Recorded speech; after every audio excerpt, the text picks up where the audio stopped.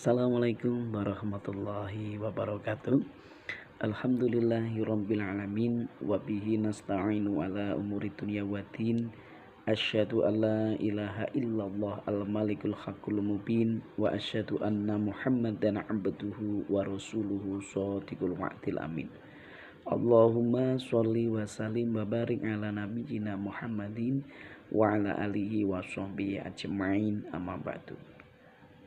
Saudara-saudara yang saya hormati, alhamdulillahirabbil alamin, kita senantiasa bersyukur kepada Allah Subhanahu wa taala atas berbagai nikmat yang telah Allah berikan kepada kita semua, baik nikmat iman, Islam, kesehatan, dan juga kesempatan, yang dengan semua nikmat itu kita masih diberi kesempatan untuk bisa menikmati hidup dan kehidupan ini.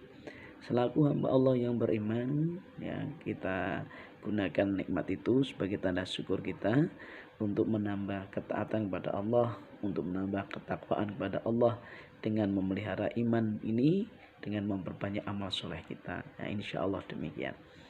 Nah, saudara-saudara yang saya hormati, sebagaimana kita pahami bahwasanya kini kita semua sedang diuji oleh Allah Subhanahu wa taala dengan adanya wabah COVID-19 yang merupakan pandemi, ya, yang menyerang seluruh negara-negara yang ada di dunia ini.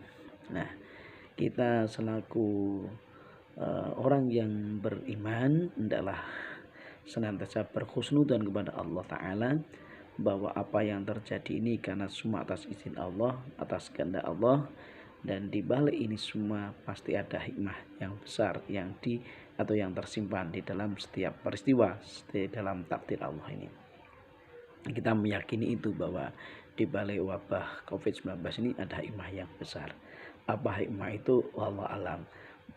Semoga kita dibukakan mata hati kita, dibukakan akal pikir kita, suatu saat bisa melihat apa hikmah di balik wabah COVID-19 ini.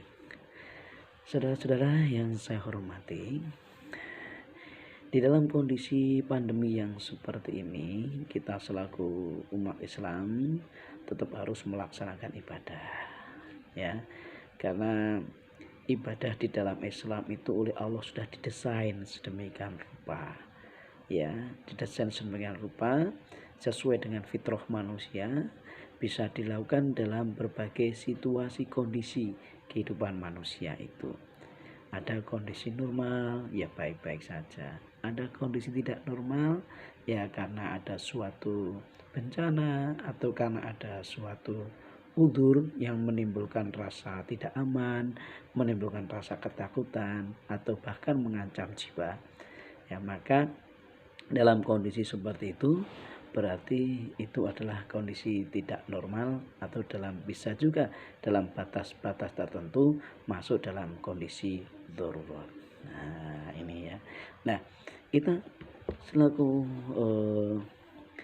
umat Nabi Muhammad SAW, ya, kita senantiasa juga berusaha untuk melaksanakan ibadah itu sesuai dengan tuntunan. Nah, jadi tuntunan ibadah itu juga ada di dalam masa-masa tidak normal itu, ya.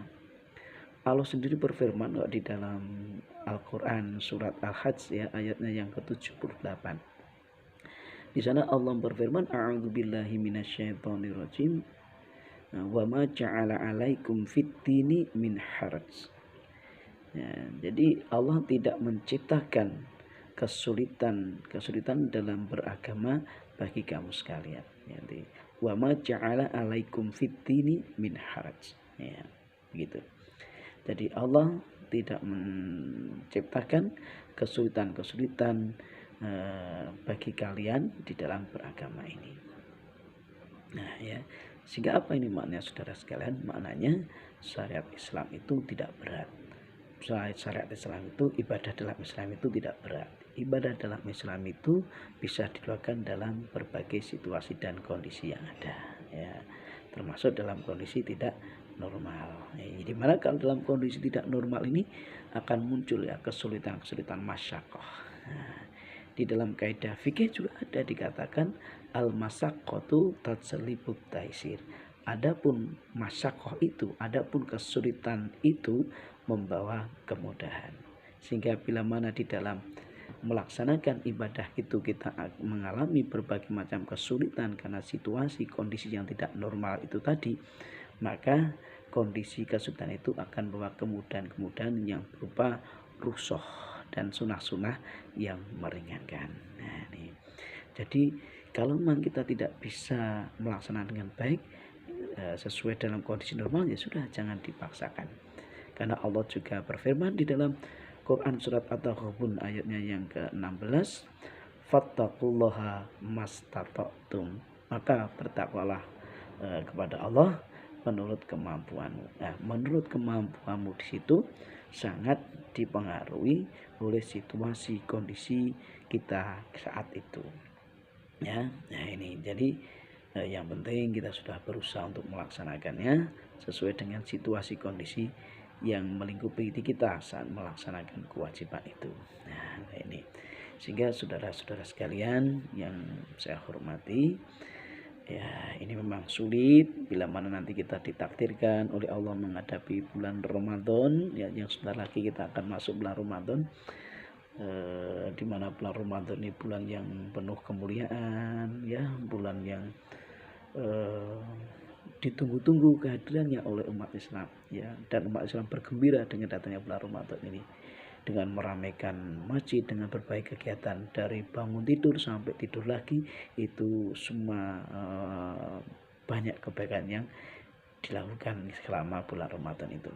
Tetapi bila mana Allah mentakdirkan kita tahun ini kita kondisi Ramadan ini kita masih diliputi dengan kondisi menyebarnya wabah COVID-19 dan kita terpaksa tidak bisa melaksanakan sebagaimana tahun-tahun yang lalu, maka ya hendaklah kita bersabar, ya kita bersabar dan kita berusaha senantiasa husnudzon pada Allah, berprasangka baik pada Allah, selalu mohon kepada Allah diberikan hidayah, diberikan pertolongan, bimbingan, bisa memasuki bulan Ramadan ini juga penuh dengan semangat, ya, dengan melaksanakan berbagai amal-amal kebajikan yang lain. Nah ini ya, jadi karena wabah COVID-19 ini, yang dikhawatirkan dari COVID-19 ini kan penyebaran virus ini yang begitu cepat, ya karena penyebaran virus yang begitu cepat, maka agar wabah ini tidak meluas, maka perlu dicegah, perlu diputus rantai penyebaran virus ini. Dengan apa? Dengan social distancing, dengan menjaga jarak, ya, karena virus ini bisa menular lewat percikan, ya, percikan dompet, ya, percikan liur, percikan batu, ini menurunnya lewat situ itu, maka kita jaga jarak yang kira-kira aman, kurang lebih ya sekitar 1,5 meter, ya juga pakai masker dan juga juga membudayakan pola hidup bersih dan sehatnya ini, ya. Dalam kondisi yang seperti ini, maka kegiatan-kegiatan peribadatan selama Ramadan di masjid, ini tentunya akan terbatas, ya. Sebagian fatwa Majelis Ulama Indonesia dan juga ormas-ormas keagamaan yang lain, Muhammadiyah, NU, Persis dan sebagainya, ya, dimana dalam kondisi yang tidak aman karena proses penyebaran virus ini, maka kegiatan selama Ramadan itu dilaksanakan di rumah, tidak di masjid. Nah, kita coba taatilah himbauan ini, karena fatwa ulama ini, ya, ini bisa dipertanggungjawabkan secara syar'i dan juga secara ilmu pengetahuan, ya. Jadi jangan dikira juga ulama-ulama kita itu tidak memahami situasi kondisi psikologis umat Islam, bagaimana umat Islam ini sangat bergembira sekali dengan datangnya Ramadan, bagaimana umat Islam ini meramaikan masjid, memakmurkan masjid, ya. Tapi karena situasi kondisi yang memang begini, yang dikhawatirkan nanti akan terjadi penyebaran virus ini, ya, maka fatwa itu hendaklah kita taati, ya, kita ikuti, ya, kita senantiasa bermohon kepada Allah agar kita juga senantiasa diberikan kesehatan, ya, dan kita melakukan ibadah di rumah. Kalau kita sudah terbiasa melakukan ibadah di masjid karena suatu udzur kok kita tidak bisa melaksanakan ibadah di masjid karena udzur itu, dan kita melaksanakan di rumah, insya Allah pahalanya kita akan tetap mendapatkan sebagaimana kita melaksanakan ibadah di masjid itu. Karena apa? Karena ada udzur, ya, karena ada udzur yang kita terpaksa tidak bisa ke masjid, yaitu apa? Menjaga kesehatan, menjaga keselamatan. Nah, ini saudara-saudara sekalian yang dapat saya sampaikan, ya, semoga apa yang saya sampaikan ini bisa memberikan sedikit pencerahan, ya, kepada saudara sekalian, dan kita selalu berdoa kepada Allah semoga Allah segera mengangkat wabah ini, ya, sehingga jangan sampai pro kontra masalah beribadah di masjid ini menjadikan kita terpecah belah atau bahkan kita menjadi tafaruk, bermusuhan dan sebagainya. Jangan sampai, ya, semuanya kita doakan sehat-sehat semuanya, dan kita berharap apa yang menjadi fatwa MUI, fatwa ulama-ulama kita ikuti, kita tunaikan penuh dengan kesadaran bahwa semuanya itu dalam rangka untuk menjaga kebaikan kita semua. Demikian, ada kurang lebihnya mohon dimaaf. Akhirul kalam, astagfirullahaladzim. Assalamualaikum warahmatullahi wabarakatuh.